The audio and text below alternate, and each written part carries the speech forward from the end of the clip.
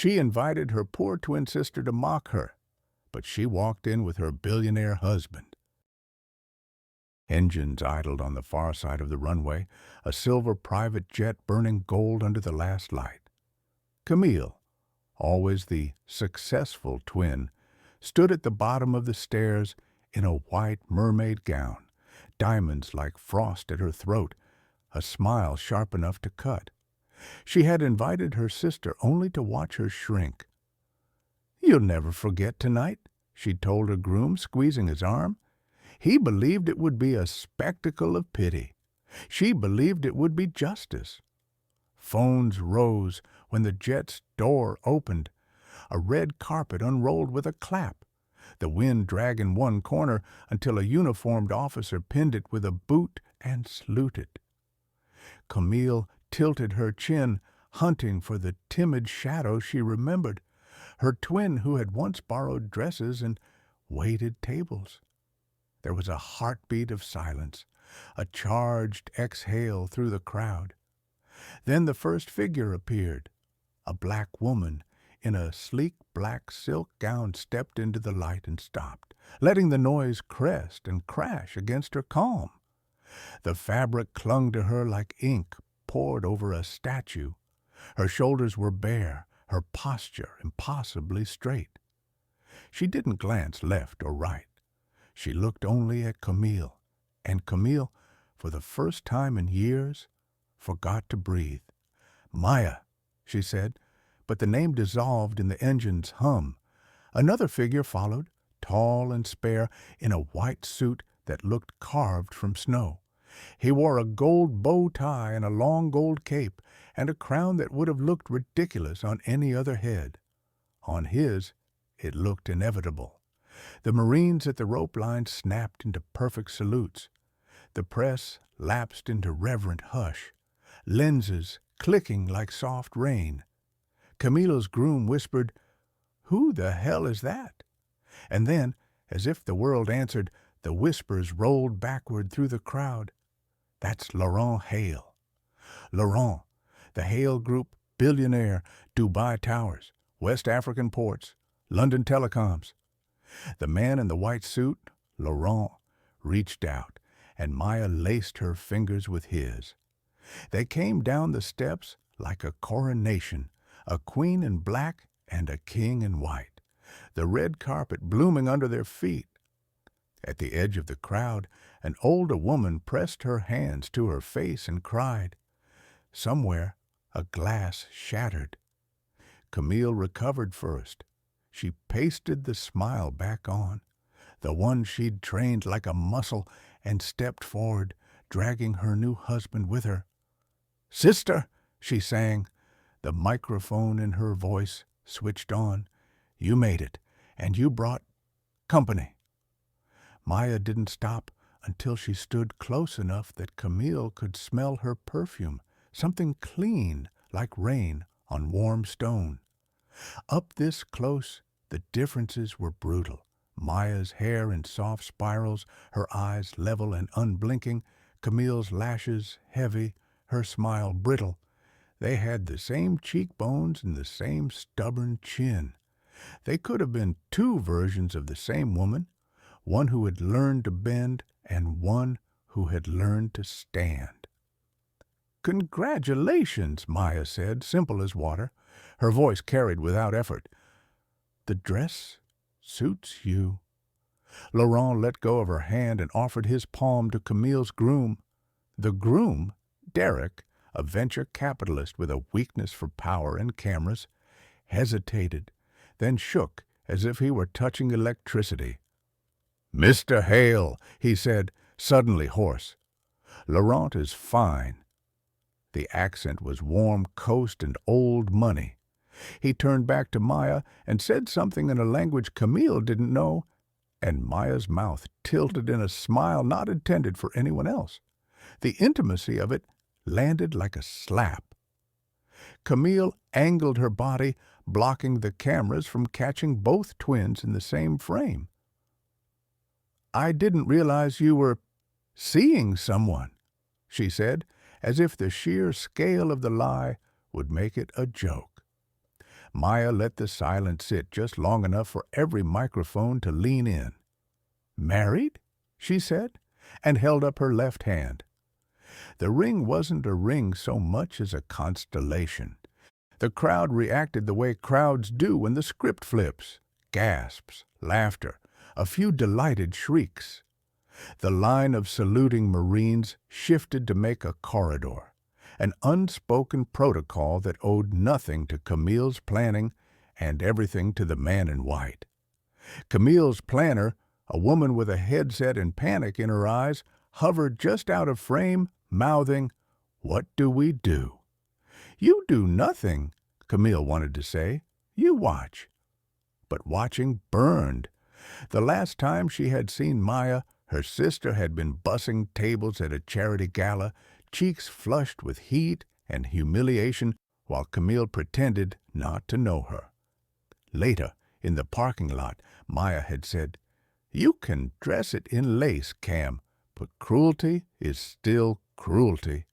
Camille had laughed. "Don't be dramatic." Now the dramatic had walked off a jet in a crown. The master of ceremonies, scenting history, bounced toward them with a microphone and a grin.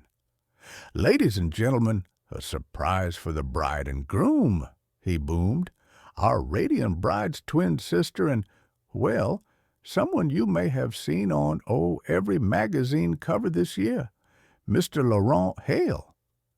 Laurent inclined his head the slightest degree.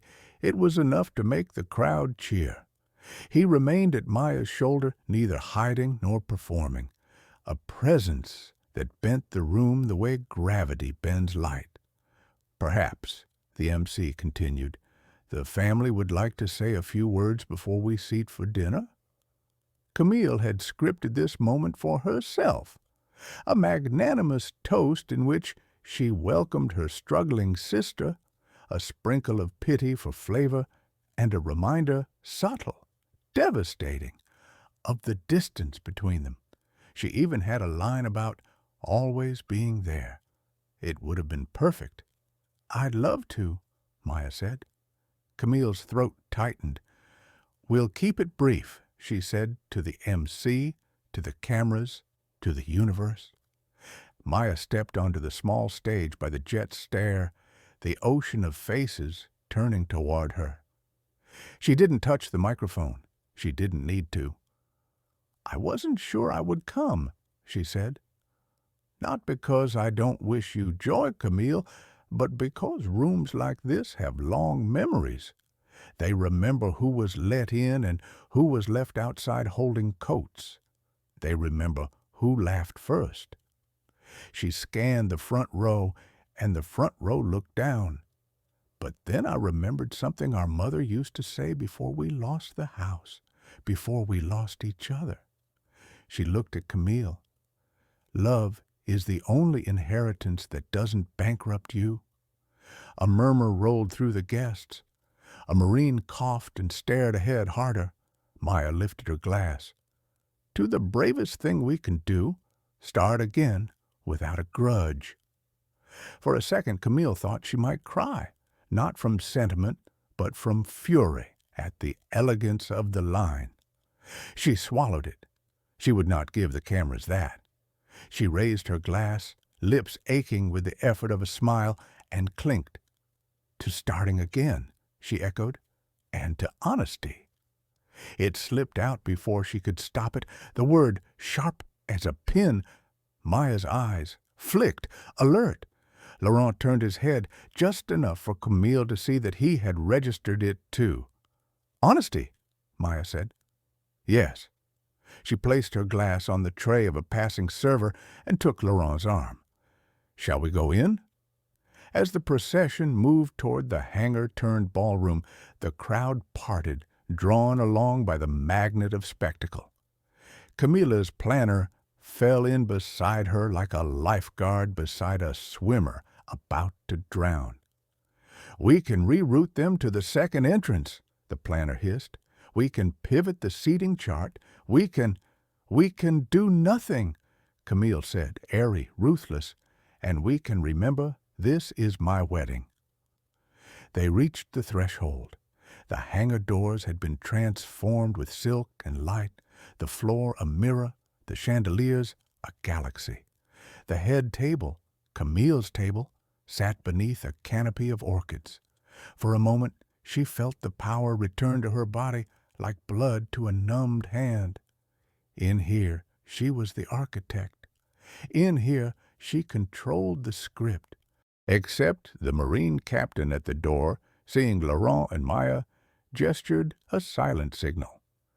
In an instant, the guards formed a respectful lane that led not to Camille's head table, but to a small platform Camille had envisioned for her first dance reveal.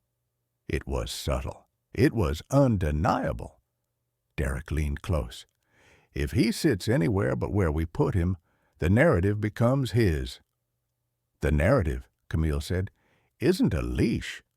But the words tasted like dust. Maya paused. She turned back to Camille with a tenderness that was not pity, and therefore felt worse. Cam, she said softly, privately, I didn't come to steal your spotlight. Then what did you come for? Camille said, and hated how raw it sounded. To stand where you can see me, Maya said. Really see me. She touched Laurent's wrist with 2 fingers, an old signal between old lovers, and he stopped without question. And because there's something you need to hear later. She glanced across the room, past the orchids, past the mirrored floor, toward a door no one else noticed. From him. Him who? Derek said, and Camille wanted to shush him, to keep the question small. But it was too late. The cameras had tilted. The microphones had stretched. Maya's gaze settled on a shadow just beyond the light, a man waiting with a folded letter and a tremor in his hands, an absence from their lives that had once been a crater. Camille's heart lurched in a way diamonds could not steady. The band struck the first triumphant chord of the processional. Applause burst like fireworks. The master of ceremonies announced new names with a flourish, and Camille, smiling for the room, nails biting half-moons into her bouquet, understood that the night she designed to prove superiority had shifted into something else entirely. The true entrance had not yet happened. It was walking toward her. The ballroom had gone silent, the red carpet shimmering under the golden sunset that poured in through the tall glass walls. Camille, in her ivory gown, stood frozen with her hand half raised. Moments earlier, she had been ready to humiliate her twin sister Maya in front of the guests, waiting for her poor sister to enter with trembling steps, shamed and forgotten. But the room shifted when Maya appeared, not timid, not broken. She was radiant, walking with calm poise in a fitted black gown that caught the light like liquid silk. And beside her, Nicholas. The man was unmistakable, his crown glinting in the light, his golden cape brushing the floor, guards saluting as they followed. He wasn't just a wealthy man. He was royalty, a billionaire monarch whose name made headlines across continents. Camille's breath caught in her throat. She had expected Maya to show up alone, desperate, someone easy to mock. Instead, her twin walked side by side with power itself. Guests gasped. Murmurs rippled through the room.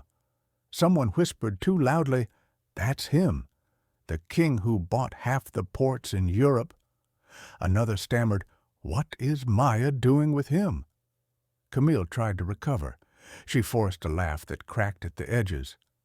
"So this is your surprise?" she sneered, though her voice trembled. "Parading around in borrowed gowns and clinging to a man you tricked into pitying you?" Maya stopped at the center of the hall. Nicholas did not speak. He let his presence weigh heavy. It was Maya who lifted her chin and finally faced her sister fully. Her voice was steady, firm. "You thought I'd stay small forever, didn't you, Camille? That I'd stay the girl you could mock, the sister you could push into shadows. But you never understood. Humility isn't weakness, and kindness isn't poverty." The guests fell quiet again. Even the orchestra, uncertain, held their bows in the air, strings humming faintly from the unfinished note. Camille's face twisted, rage breaking through her shock. "You think walking in with him changes who you are? You'll always be the poor twin, Maya, always beneath me." And then came the voice from the edge of the hall, deep, calm, authoritative. "Beneath you?" The crowd parted slightly. The man who had entered earlier, the one with the envelope, stepped forward. He wasn't dressed in finery, yet something about him carried weight. He held up the letter. "You should read this before you speak another word, Camille." Her face paled. She recognized him now, the family lawyer. Hands shaking, she snatched the envelope, tore it open. Her eyes darted over the lines, disbelief hardening with every word. It was their father's will, and it revealed everything. Maya had not been cut off, as Camille claimed.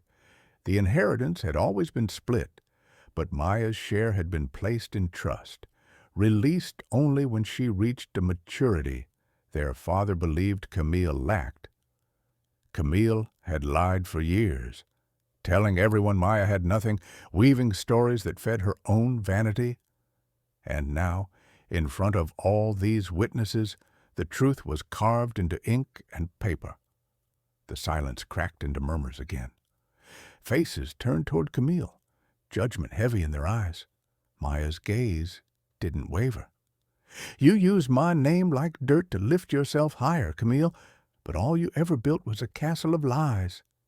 And today, it collapses." Camille's body trembled. She wanted to scream, but no words came. Even the groom beside her, her fiancé, dressed in polished black, was pulling his hand away, shame flooding his face as whispers grew. She lied. She mocked her own blood. Nicholas finally spoke, his voice deep, steady. "I did not walk here today to humiliate you, Camille, but I will not allow cruelty to wear a crown it does not deserve." He glanced at Maya, warmth in his eyes. "True strength lies in grace, and she has it." The crowd erupted in applause, not for Camille, but for Maya. The once-forgotten twin now stood tall, not because of Nicholas's crown, but because she carried truth, dignity, and quiet resilience. Camille stumbled back, chest heaving, eyes wide as she realized the room had turned against her. The laughter she had prepared, the ridicule she had long dreamed of, was gone. All that remained was silence and scorn. Maya stepped closer, voice low enough only her sister could hear. "You mocked me for years, Camille, but understand this, wealth doesn't make you rich. Love does, respect does, and those are things you lost long ago." Tears stung Camille's eyes, but pride held them back. She spun away, storming out of the hall, her gown dragging across the polished floor like a ghost of her ruined schemes. Maya turned, facing the guests, but her eyes were not on their applause. They lingered on Nicholas, who simply offered his hand. She took it, and together they walked forward, not as a poor twin and a king, but as equals, bound by trust and a story rewritten. The orchestra began again, this time with music swelling, strings carrying triumph into the golden evening. And for the first time in her life, Maya didn't feel like the shadow of someone else's glory. She was her own. If you want to see part 2 of this unbelievable story, make sure to drop a comment below. Your support means the world. Let us know if you're excited for the continuation. If you enjoyed this story, don't forget to give it a thumbs up and hit that subscribe button for more emotional, dramatic, and unexpected tales. And let us know in the comments, where in the world are you watching from? We love hearing from all of you.